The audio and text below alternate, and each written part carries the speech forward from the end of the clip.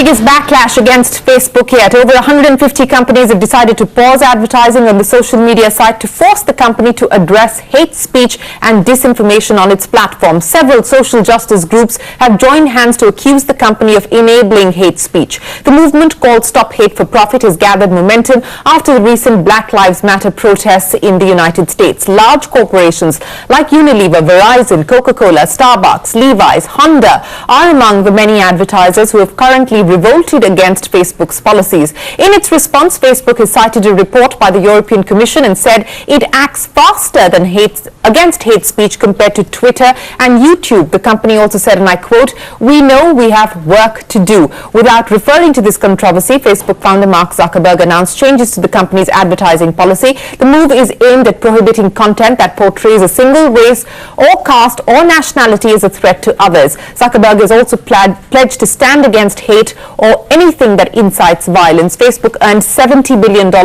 That's approximately from about 8 million advertisers last year. So will the protests by 150 odd make a significant dent to its bottom line, or will these protests force the company and others to be more proactive in stamping out hate speech and disinformation? Well, joining us now to take this discussion further is Richard Wilson, the director and co-founder of Stop Funding Hate, Ashish Bhasin, the CEO of the Asia Pacific region and chairman of Dentsu Aegis Network, and Anjali Hegde, the chief data officer at the IPG Media Brands. Ashish, Richard and Anjali, many thanks for joining us here on the program. Richard Wilson, let me start by asking you, it's 150 companies that have come together to say no to advertising on Facebook out of 8 million advertisers that Facebook has. Now, do you believe that this is an inflection point that will force other platforms to sit up and take notice as well, and force other advertisers? Because while the number of companies who have said no to Facebook may be relatively small in comparison to its universe of advertisers, it may force others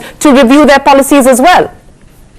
Yes, indeed. And I think that's a very important point, that 150 companies out of 8 million may not sound like much, but we are talking about some of the biggest companies in the world and some of the biggest spenders on Facebook. It feels like this is a big difference from anything that we've seen before with Stop Funding Hate, and that's one reason that we're very keen to support this initiative by our friends in the US as much as possible and encourage companies everywhere to follow suit, because the key thing here is there's an opportunity now for all companies who are concerned about these problems. If we all move together now, maybe we can get some real progress from Facebook. But Richard, what do you believe has led to this change? Have these companies grown a conscience overnight? Because this is not new. People like you and others have been behind these campaigns for a while now. So have they grown a conscience overnight, or is it the rise of the ethical, more sort of aware consumer that is forcing companies to review these decisions? We would say this is very much being driven by people power. One of the great organisations in the United States that's been at the heart of this new campaign, Sleeping Giants, they have been mobilising people across the world for a number of years now to talk to advertisers about these issues and educate advertisers that this is something that consumers want them to take a position on. And it feels like finally we've kind of got to a tipping point where that consumer power has led companies to recognise that they do now need to do something about this. Let me take this point across to Ashish. Ashish, what do you make of what is happening with Facebook? And while it's Facebook at the center of this controversy, there have been other companies that have decided to go off social media advertising, at least in the near future, across all platforms, including YouTube and Twitter, etc. I was reading what the CEO of the World Federation of Advertisers has told the New York Times. He's saying there is a growing awareness that this isn't just a brand safety issue anymore. It is a society safety issue. Ashish, how are advertisers going to be looking at what is happening today? So I think, Shreem, this is an absolute inflection point. Sometimes you need a tipping point, you need a catalyst to make something happen, and I think we are over there. This is a trend which was building up, and I think the pressure is actually coming from the consumers, like the previous gentleman just said. And it's being led by the younger consumers, the Generation Z or whatever you call it. I don't think we should see it as a Facebook issue. I think we have to see it as a much larger societal issue, in my view.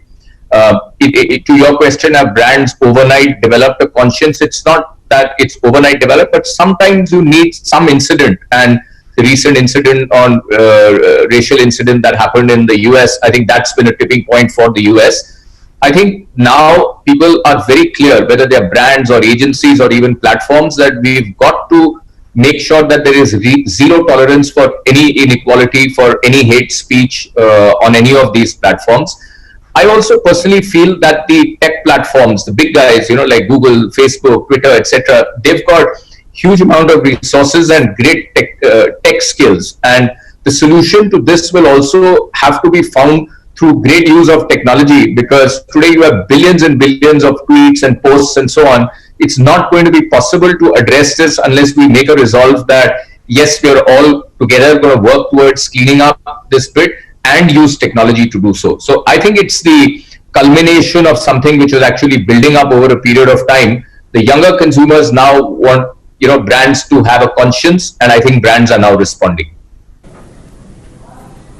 Well, you're saying that it is consumer driven, and the solution will also have to be driven by the use of technology, and you're absolutely right about that. But Anjali, to Ashish's point, is this likely to be a largely US-centric issue? Because let's be clear, the tipping point has really been the Black Lives Matter protests that have gone on in the US for the last several weeks now and continue to rage on in the US.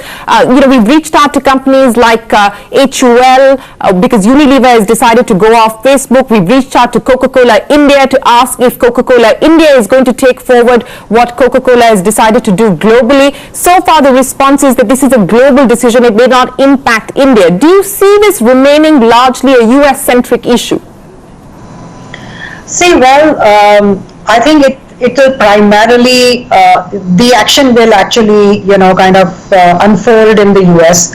And we really need to see how the other markets really respond to something like this, because issues of hatred and hate speeches are across markets, but they're versions of the same. So first of all, let's look at how well does this entire thing in the US sustain itself, because let us remember, Facebook has also felt the heat a few years back with the entire the data breach issue with Cambridge Analytica, etc. And even at that point of time, there were very few, but some of the advertisers had put up a very clear stance saying that they're not going to be working with Facebook anymore, but they were not the big guys, and it kind of fizzled out. And also let us remember that, eventually, unless people, users, the Facebook users really move out of the platform, the brands really cannot stay away, because it is, even today, it offers you something like a slightly above 65 to 70% reach for the internet users in the local market as well. So, and the other thing is that if people are not going away, and if brands are going away, I don't know whether it's really going to hit Facebook really that much, because there are smaller brands, and there are thousands of such smaller brands who have made their entire business, they live off platforms like Facebook, etc. If there is no Facebook, they don't have a business. So one really needs to see, I believe, unless and until at a society level, at an individual level, at a user level, there is a conscious decision that they will not be using platforms like Facebook. And let's remember that Facebook is not the only culprit. As you said, there are other social media platforms as well. Unless and until people decide, brands can only do that much, and only for that long. I think we'll have to wait and watch. And whether it will pan out to other markets is also something which we need to wait and watch. you make a very valid point, Anjali, and let me get Ashish to comment on that. Ashish, for this to be sustainable, as Anjali points out, that look, you know, and I again from that New York Times piece on this, somebody commented saying that, look, it's a double-edged sword. You know, you may not like it, but you need it because of the kind of reach that it provides you. So do you believe that this is going to be sustainable in the long term, given the reach, not just Facebook, Instagram, and especially for the SMEs? This has become a great way to reach out to their customer.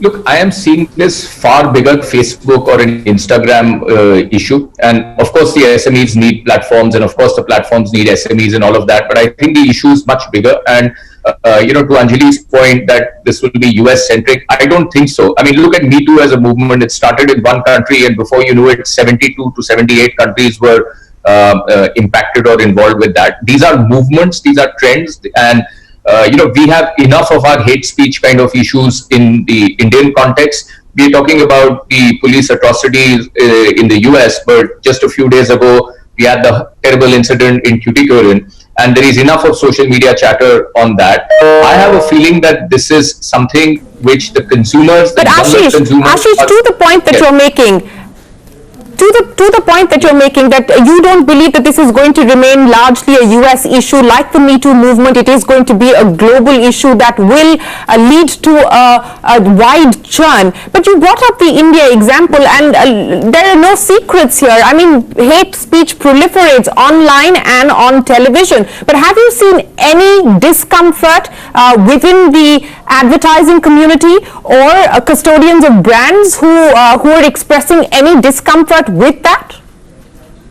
Not yet, not so far, but you know, the thing of movements like these is that then they suddenly bring up the issues, and all of a sudden people start realizing that, look, here is something that we need to act upon, and then everybody gets together. My hope is that everybody then gets together, and then we use technology to beat this out, because if we don't, we are creating a society full of hatred, which is of nobody's benefit, and there's no point putting advertising in whichever be the platform in areas which are just going to be promoting hate, because ultimately it'll have a negative impact on your consumers. So I think what will happen is that these issues, as they come up, as they surface, in a way, it's like showing mirror to the society, right? It shows mirror to the advertisers, to the agencies, to the platforms, to everybody. And when that tipping point comes, somewhat by pressure, somewhat by your own conscience, somewhat by wanting to do the right thing, you start moving in the right direction. The amazing thing that you're seeing in the US, and I think that will happen in India, the employees of the companies themselves are pushing them to take more conscience-driven stances. I don't see Indian youth being any different. So there will be a movement and there will be a pressure from everybody. The issues in India, however, may be very different from the issues, let's say, in the US. Some of their issues may not be that relevant to us, but the underlying fact that there is discrimination or inequality of any kind and leading to hate speech, I think that is going to be universal and is going to be addressed universally. Anjali, I hope, Ashish, that you're right. But Anjali, do you believe that we're anywhere close to this tipping point or inflection point in India? I mean, you analyze data for a living. What does the Indian data tell you? Is there a growing sense of discomfort, disillusionment at all? I think we are very far away from the tipping point.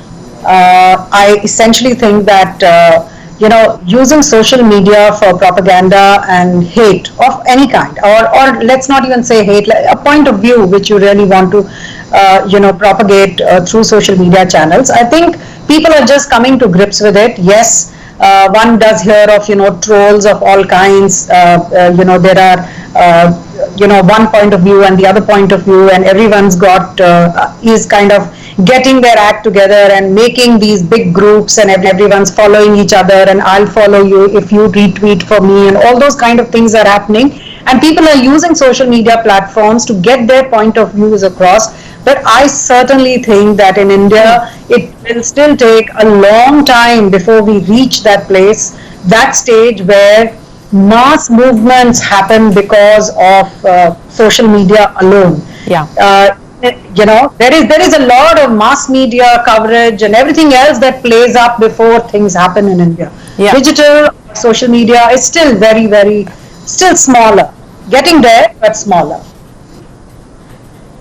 Yes, it is. It is much smaller, and I have to say that while I would like to believe, Ashish, that we're getting closer to a tipping point in India, I have to agree with Anjali. I don't think we're anywhere close to that, unfortunately, yet. But Richard Wilson, let me ask you now. You know, what's the expectation here? You've seen 150 companies coming out and saying this is a decision that we have chosen to take. Do you see regulation now stepping in as well, making it mandatory, not just for the tech platforms, but for companies to review what they advertise, where they advertise, and what they support?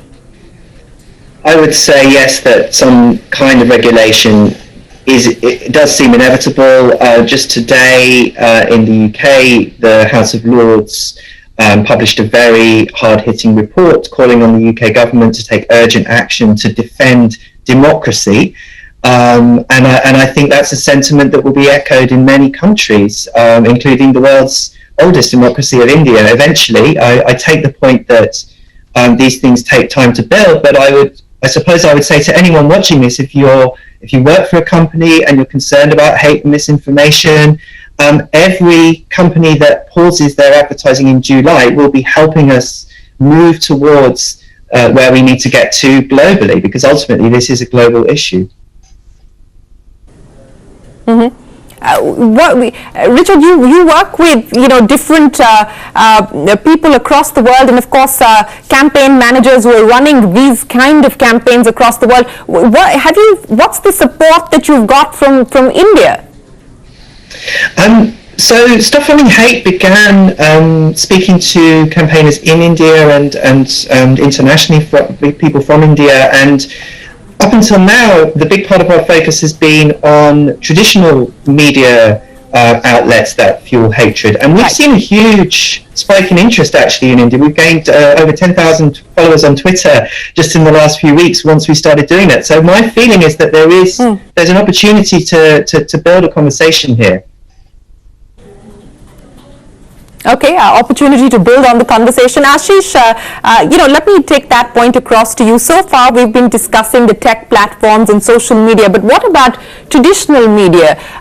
Do you believe that we could perhaps start to see a spillover impact of this onto traditional media as well? Almost certainly you will. And you Anjali spoke about it, you agreed with the fact that in India it's going to be very slow. You will be surprised, because one thing that the COVID has done is what would have taken 5 years of digital transformation, it's managed to do in 3 months, right? Even grandmothers and grandfathers are on Zoom calls and so on and so forth, and all of us are working from home. So the whole digitization process has got significantly compacted, and now more and more people are getting a lot more comfortable with it. People are also getting more comfortable with raising their voices, and don't underestimate the silence of the patience of the Indian consumer as a weakness. When it gathers momentum and when people start demanding what is right, the level of consciousness in India is extremely high. I do believe it will spill to the mass media as well. There the issues are a little different. The audiences are slightly different, and it will probably take a longer time. Nothing in India happens overnight. So it's not as if you light a match and suddenly everything will change overnight, or you flick a button. But I see the beginnings of the movements, and it's definitely going to start impacting mainline media. I mean, television channels will have to become more careful of what they say and what they don't say, where they are spreading hate and where they are not. Sooner than later, courts will get into it, and they will start taking cognizance, because essentially people in India like fairness. They don't like spreading of hate. They like, they welcome a debate, they welcome a discussion. But I don't think in the long run we're a country which likes to be pushed into an area of hate speech, and therefore that is definitely going to be addressed. And this is one thing where I feel you'll find near unanimity. You'll find brands, you'll find agencies, you'll find platforms, you'll find TV channels. I'm sure a TV channel like yours is not going to say that I don't subscribe to this. You'll find political parties of all hues finally coming onto this. It may sound a bit utopian just now, but when movements like these start gathering momentum, they sometimes surprise you by their pace. Though I do agree that it's a little far away from India and it might take a little longer. Ashish, I would love to be surprised on this. I would absolutely love to be surprised on this. This is something that I would really hope that that I am surprised on. But let me take that across to Anjali as well. Anjali, the point that Ashish is making, that he does believe that this is going to spill over onto traditional media, onto mass media. Do you agree, and do you believe that we are going to now, we're closer to seeing some of this being actioned on the ground in terms of advertisers, brand custodians looking at where they're putting their money? So I think I will, rather than answering this question directly, what I would like to, draw your attention to is that, see, eventually the purpose of a brand is to serve its, its audience, the public, and advertising really is the way that to build brands. And therefore, brands need to ensure that, the media channels or, whatever that they are using for advertising to reach their people, they are not resulting in or contributing to the harm which is happening, to the same communities. So I think there is going to be a resurgence or redefinition of standards of brand safety. I think that is where the first attention of most advertisers, especially digital advertisers, will really go towards, because I don't think any self-respecting brand wants to be seen, wants to show their ads, next to a post which is spreading some kind of a hatred. So I think tightening of, brand safety standards in the digital medium is where the advertisers will first move towards. They want to make sure that their ads are seen in the right kind of, context. They are not seen promoting or, next to something which is spewing hatred or creating divisiveness in society, etc. So that is where, and I think technology will be used to then, establish new standards and to ensure that ads are being served on brand safe content. I think that's the way I see, Indian brands and advertisers and agencies like us moving towards.